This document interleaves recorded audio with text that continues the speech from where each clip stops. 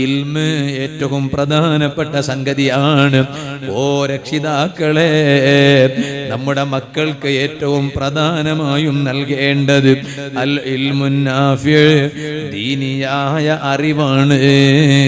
ഭൗതികമായ അറിവ് നൽകരുത് എന്നല്ല, മതപരമായ അറിവ് ഏറ്റവും പ്രധാനമാണ്.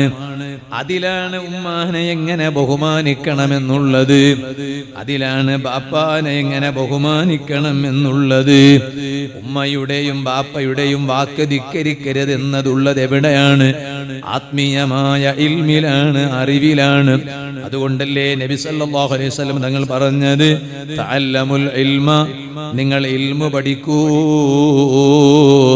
കാരണം ഇൽമു പഠിച്ച ആലിമീങ്ങൾക്ക് വലിയ പവറാണ് കേട്ടോ. ഫല്ലാഹു തആല യബ്അസു യൗമൽ ഖിയാമത്തി അൽ അംബിയാ സുമ്മൽ ഉലമാ സുമ്മ ശുഹദാ സുമ്മ സായിറൽ ഖൽഖി അലാ ദറജാതിഹിം.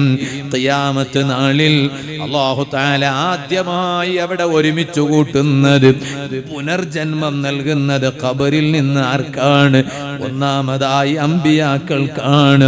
ആ അംബിയാക്കൾ കഴിഞ്ഞാലോ സുമ്മൽ ഉലമാ, രണ്ടാമതായി ഖബറിൽ നിന്ന് അല്ലാഹു തആല പുനർജന്മം നൽകുന്നത് അതേ ഉഖറവിയായ ആലിമീങ്ങൾക്കാണ്.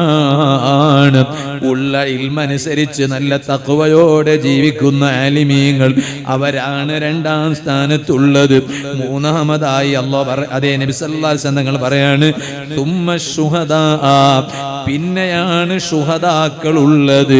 സുമ്മ സായിറൽ ഖൽഖി അലാ ദറജാതിഹിം, പിന്നെയാണ് അല്ലാഹുവിന്റെ മറ്റു സൃഷ്ടികൾ അവരുടെ ദറജയനുസരിച്ച്, അവരുടെ പദവി അനുസരിച്ച് അല്ലാഹു തആല അവരെ ഒരുമിച്ച് കൂട്ടുന്നത് അങ്ങനെയാണ്. അവിടെ പറഞ്ഞത് ഇൽമു പഠിക്കണം എന്നാണ്. മഹാനവരുകൾ വലിയ സ്ഥാനത്തെത്താൻ കാരണം മഹാനവരുകളുടെ ഉമ്മ മഹാനവരുകളെ ഇൽമു പഠിക്കാൻ പറഞ്ഞയച്ചു. ആ മതപരമായ ഇൽമിലാണ് മാതാപിതാക്കളെ ധിക്കരിക്കരുത് എന്നുള്ളത്.